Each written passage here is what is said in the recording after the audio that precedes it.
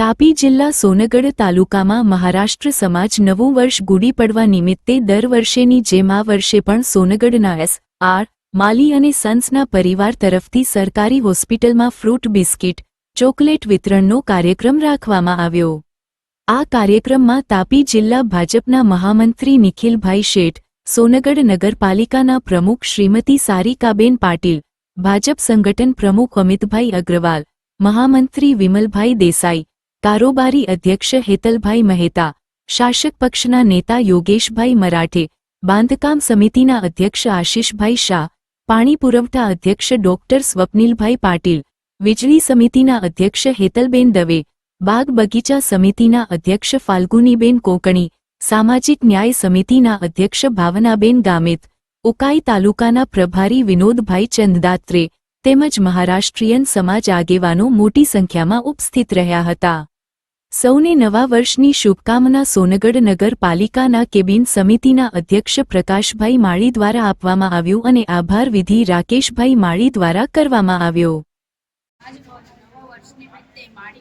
પરિવાર તરફથી નગરપાલિકાના સભ્યશ્રીને અને મહામંત્રીશ્રીને આમંત્રિત આપ્યું સરકારી હોસ્પિટલમાં અમને ફ્રૂટ વિતરણ કરવાનો મોકો આપ્યો તે બદલ માળી પરિવારનો ખૂબ આભાર।